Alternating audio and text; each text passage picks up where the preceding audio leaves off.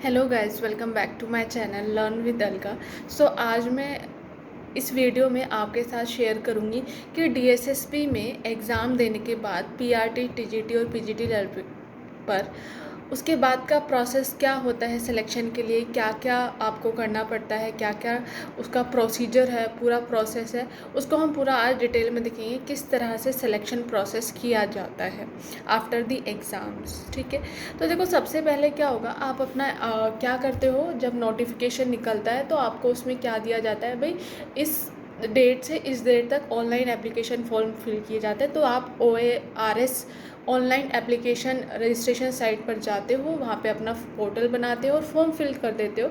उससे 2 से 3 महीने बाद आपका एग्ज़ाम कंडक्ट करा लिया जाता है।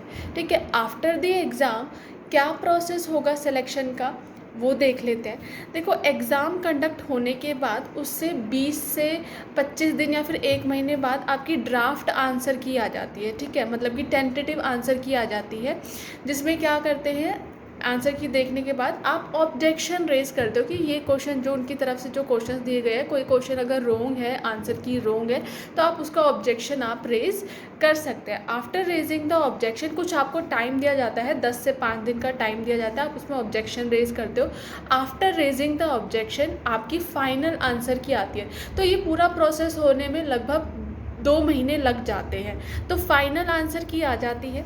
फाइनल आंसर की आने के बाद लगभग 15 से 20 दिन जो डीएसएसबी लेता है रिज़ल्ट निकालने में। ठीक है, कौन सा रिज़ल्ट निकालने के लिए, ई डोजियर के लिए, कट ऑफ निकालने के लिए लेगा। तो इस पूरा प्रोसेस में up to the cut off e dossier, ठीक है, ई डोजियर की कट ऑफ आने तक लगभग 3 महीने आप मान के चलो, इतना टाइम लग जाता है। क्योंकि अगर हम टीजीटी नेचुरल साइंस का अगर मैं एग्जांपल लेके देखूँ तो एग्ज़ाम कंडक्ट हुआ था सितंबर में, और जो ई डोजियर की कट ऑफ आई थी वो 16 या 15 दिसंबर के आसपास आई थी, ई डोजियर की कट ऑफ। तो लगभग 2.5 से 3 महीने आप मान के चलो कि कट ऑफ जो ई डोजियर की कट ऑफ होगी वो निकलेगी। अब ये ई डोजियर की कट ऑफ का क्या मतलब है, ई डोजियर की कट ऑफ का मतलब है कि आपको एक कट ऑफ निकाली जाती है। ठीक है, इसमें ई डोजियर की कट ऑफ में क्या है, जो जितने नंबर ऑफ सीट्स हैं उससे ज़्यादा कैंडिडेट्स लिए जाते हैं, और ये फाइनल कट ऑफ से कम होती है। ई डोजियर की कट ऑफ फाइनल जो कट ऑफ होगी उससे कम होगी, क्योंकि और कैंडिडेट्स यहाँ पे ज़्यादा लिए जाते हैं। क्यों ज़्यादा लिए जाता है, सपोज़ करो किसी का डॉक्यूमेंट जो डेफिशिएंट है वो फुलफ़िल नहीं कर पा रहा है, तो वहाँ से वो वैकेंसी क्रिएट होगी। तो जो डीएसएसबी फालतू के बच्चे ले रहा है, एक्सेस में बच्चे ले रहा है, जो ज़्यादा बच्चे लिए, तो वो वहाँ पे रिप्लेस कर दिए जाते हैं। ठीक है, तो जो ई डोजियर की कट ऑफ क्या होगी, फाइनल कट ऑफ से कम होती है। ठीक है, ई डोजियर का मतलब क्या है, ई डोजियर में आपको टाइम दिया जाता है, आप अपने ऑनलाइन पोर्टल पर डॉक्यूमेंट सबमिट करते हो। ठीक है, जो आपका OARS ऑनलाइन पोर्टल है वहाँ पे आप अपने डॉक्यूमेंट सबमिट करते हो। ठीक है, डॉक्यूमेंट्स वहाँ पे सारे सबमिट, जो भी रिक्वायर्ड डॉक्यूमेंट होते हैं वो वहाँ पे सबमिट ऑनलाइन हो जाते हैं। ठीक है, डॉक्यूमेंट सबमिट होने के बाद DSSB उन डॉक्यूमेंट्स को देखता है, रीड करता है, वेरीफाई करता है। After verifying those document recall notices निकलते हैं। कितने रिकॉल नोटिसेस निकलते हैं, 3 रिकॉल नोटिसेस निकलते हैं। ठीक है, मतलब कि आपको रिकॉल नोटिस का मतलब क्या है कि जिन एस्पिरेंट्स के जिन भी स्टूडेंट्स ने अपना ऑनलाइन डॉक्यूमेंट सबमिट करे हैं, अगर उनमें कोई डेफिशिएंसी है, मतलब कोई डेफिशिएंट है डॉक्यूमेंट या फिर कोई डॉक्यूमेंट गलत है, तो उनको 3 बार मौका दिया जाएगा कि आपका ये डॉक्यूमेंट सही नहीं है या फिर ये डॉक्यूमेंट आपने नहीं दिया। तो वो उसको फुलफ़िल करने के लिए, उसको दोबारा से सही भेजने के लिए, सबमिट करने के लिए 3 बार मौका दिया जाएगा। ठीक है, तो ऐसे करके 3 रिकॉल नोटिसेस निकलते हैं। जब आप ई डोजियर का अपना ई डोजियर फिल कर देते हो अपने पोर्टल पे, उससे 10 से 15 दिन बाद क्या होता है, आपका फर्स्ट रिकॉल नोटिस आता है।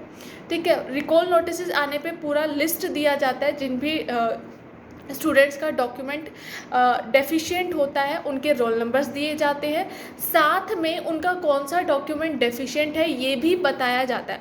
पूरा डिटेल में उन्हें बताया जाता है कि ये डॉक्यूमेंट डेफिशिएंट है, इस टाइप का डॉक्यूमेंट हमें चाहिए, तो प्लीज़ आप सबमिट करें। तो उनको जो डॉक्यूमेंट डेफिशिएंट है सबमिट करने के लिए उनका वो पोर्टल एक्टिव किया जाता है, उन्हीं स्टूडेंट का एक्टिव किया जाएगा जिनके डॉक्यूमेंट डेफिशिएंट है। ठीक है, सभी का नहीं किया जाता, जिनकी डॉक्यूमेंट डेफिशिएंट है या फिर प्रॉपर नहीं है उन्हीं का ही पोर्टल एक्टिव किया जाता है। फिर उनको 5 से 6 दिन दिए जाते हैं अपना जो डेफिशिएंट डॉक्यूमेंट है उसको सबमिट करने के लिए। ठीक है, ये होने के बाद फर्स्ट रिकॉल होने के बाद सेकेंड रिकॉल नोटिस निकलता है और ऐसे ही थर्ड रिकॉल नोटिस निकलता है। मतलब कि 3 बार स्टूडेंट को मौका दिया जाता है अपने डेफिशिएंट डॉक्यूमेंट को, या फिर जो डॉक्यूमेंट प्रॉपर नहीं है, उनके पास नहीं थे बाय द टाइम, तो उनको आप अपना सबमिट कर दें। ठीक है, रिकॉल नोटिस होने के बाद आपकी फाइनल मेरिट लिस्ट निकलती है। कि क्या निकलती है? फाइनल मेरिट लिस्ट निकलती है, मतलब कि फाइनल कट ऑफ, कि इससे ऊपर जिन भी स्टूडेंट के नंबर होंगे उनकी ज्वाइनिंग कराएंगे।